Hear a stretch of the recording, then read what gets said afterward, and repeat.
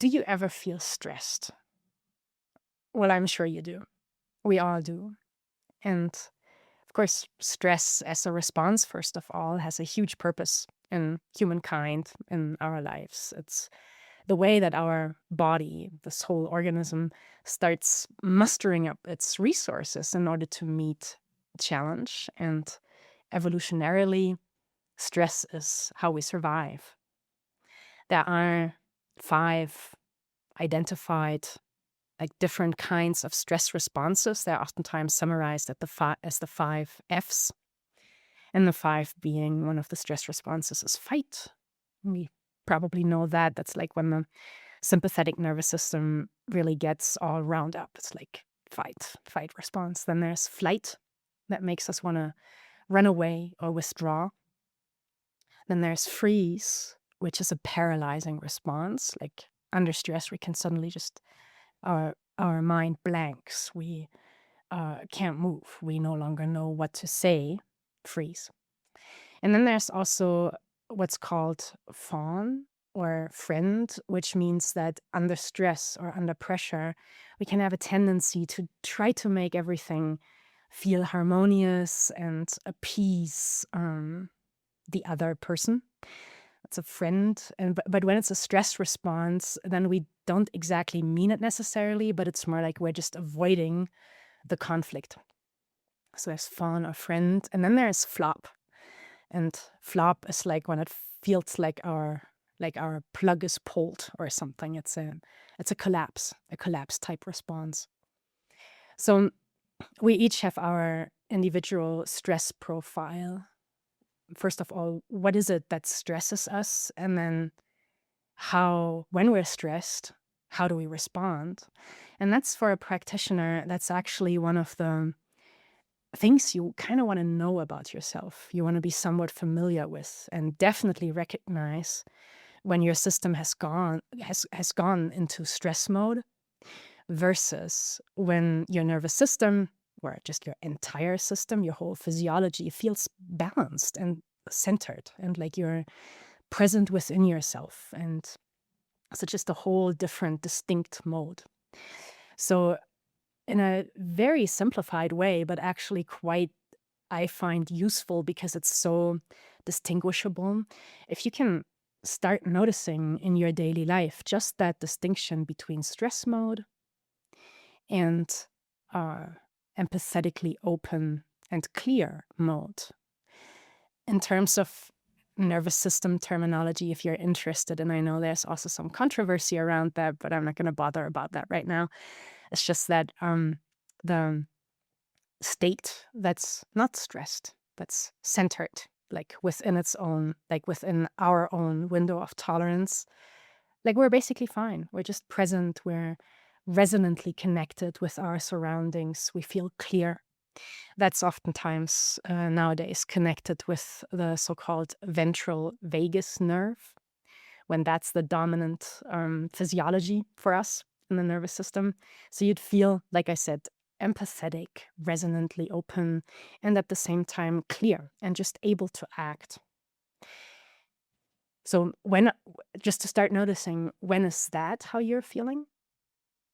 And when is it that your system is in stress mode? One of the 5. Or sometimes maybe even a mixture of, like, on the one hand, having the muscle tone of, say, fight, but at the same time also feeling flopped. So just start noticing your patterns, start noticing the difference. I do for myself, and you may have your own distinguishing word for it.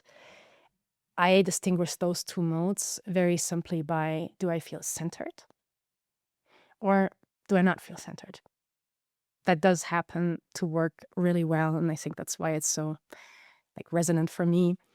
Works really well with that Buddhist definition of dukkha as suffering or actually stress, which dukkha, the word etymologically, just means when the axis of a wheel, like that, when the axis of a wheel is off center, you just feel different. I mean, the whole wheel is going to run differently through the world. It's not going to run smoothly. So that's dukkha. And the opposite of that, sukha, is when the wheel is centered. So first of all, in what we're doing here, my idea for this video is to give you a very short, I'm calling the GPS practice, a very short 3-step practice that hopefully can be helpful for you too, to move from overwhelmed to centered. And how to do that? The problem I think that many people are facing, definitely I've dealt with that a lot in conversations, but also in myself, is that the stress, we're noticing stress very much in our emotions and in our identity, like in our narrative, even in our thoughts and so forth. But first of all, it's a bodily response. So one thing I've found is that many of the cognitive techniques that deal with stress cognitively, like, oh, you really feel your emotion, then you're going to investigate it and all that. Oftentimes, in my experience, stress is so much more immediate. It's like it's taken hold of my body in such a way that I kind of can't find an entry into applying some kind of cognitive method. It's like as if the cognitive method doesn't quite yet speak the language of the stressed body. Once I've regulated myself, like once the stress response is out and I'm okay, at that point, I feel much easier to apply cognitive frameworks that allow me then to first accept what happened and to investigate and all that. But what I'm trying to give to you today is a method that works directly with the nervous system itself in a bodily way. So it meets the physiology, the bodily experience of stress directly in a non-cognitive way, no concepts really, but just a bodily relocation of what how we're present bodily. So again, I'm calling it the GPS method, and the first step is grounding. You can do that even as you just listen to this video and see how if that changes your experience, if that changes how you're feeling. So grounding is quite literal. You want to feel your feet on the ground. And then you actually want to feel the ground, your feet on the ground and the ground. And then you can even have some sense of letting your feet receive the ground, letting your feet receive earth in a like completely physical way. Just kind of let earth give and communicate its stability, its ever presence under your feet. It's always there. If you fall, the ground catches you. You can only hope it's not too far away and stuff, but the ground is always going to be there to meet you. So there's a certain stability and reliability, not just in a psychological and emotional sense, but also very physically. Our relationship to earth and ground does immediately change our nervous system, even if we in our thinking may not have much relationship to the ground and earth as a meaningful category. Our bodies do. Our bodies have a super meaningful relationship to earth and to ground. So we're just going to sidetrack our whole conception and our whole identity and our narrative and stuff and go directly to what the feeling body needs. And when the feeling body feels off center and ungrounded, then ground and earth is actually the first thing to reconnect it with. And we connect stuff in our lives in general just by bringing attention, letting attention flow between two things. And in this case, we're letting attention flow between, first of all, the feet of our bodies and the ground, earth. So you can let the quality of earth come up through your feet. You can feel it all the way up through your legs. You can make that a practice. And I do promise if you keep doing it, it'll become more and more significant, more and more meaningful and also effective. So you're letting earth reveal itself in your body, coming up through your body. Maybe you can even connect through breath, like as you're inhaling, emphasizing even more the feeling of earth coming up through your feet, through your legs, and into the center of your body. If you want, all the way up through your head as well. But then you want to, in the second step, start gathering your energy, gathering your presence in the physical center of the body. So first we have the grounding, and then we have the, again, very physical act of centering. Now, centering is literally, I mean, the anatomical center of the body. It's like this area here, our lower pelvis, between pelvis and navel, in Japan called the hara, as like the area of our body where we're most undisturbable, where we're almost imperturbable. Like if you're a sumo ringer, for example, you have a strong hara and nobody can push you over. And that's like that physical truth has, in my experience, a tremendous effect also on our emotional lives. So if you can learn how to actually center your attention in the center of your body and learn to stabilize that, and just kind of have a lot of force in the center of your body, it's actually physically much harder to push you over. So you can also, just as a little thought experiment, imagine how would you hold your body? How would you engage your body just intuitively? Not even you, but what would your body in its own right do if suddenly somebody came and was going to apply force to you? They would push you over. Very likely, your body would want to engage the center of your body, in order to maintain its balance, in order to not be pushed over.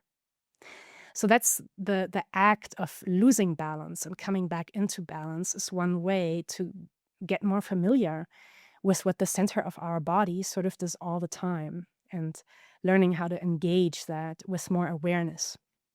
So the second step in this 3-step practice is to engage the physical center of our body.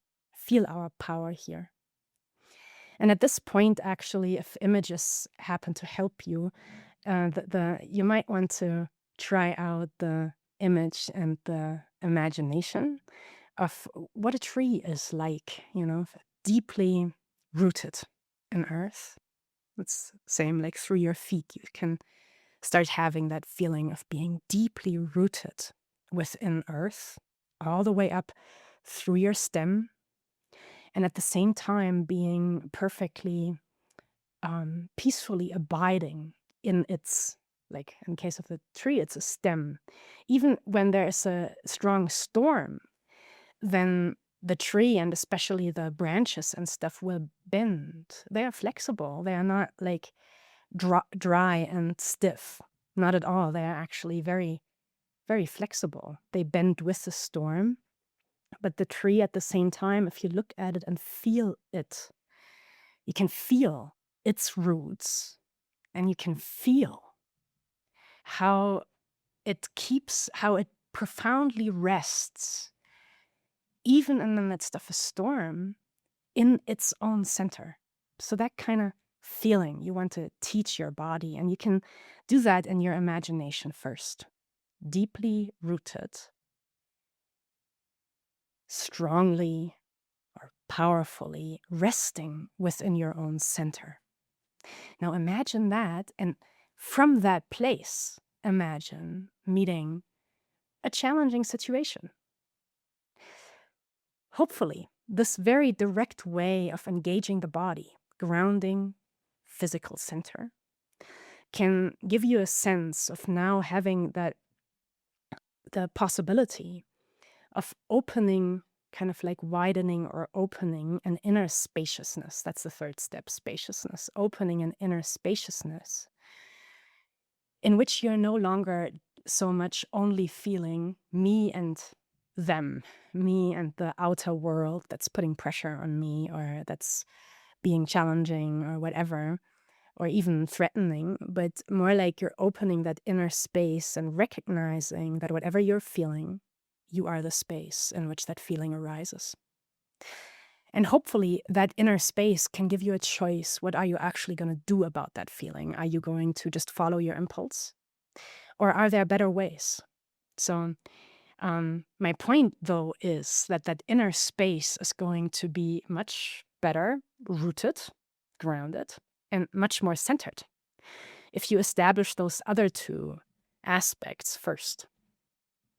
So maybe these 3 steps can help you sometimes, or maybe even more and more often, transform what felt overwhelming into a challenge, and a challenge into a situation, and a situation into a field of possibilities. GPS, grounding, physical center, and spaciousness. Thank you.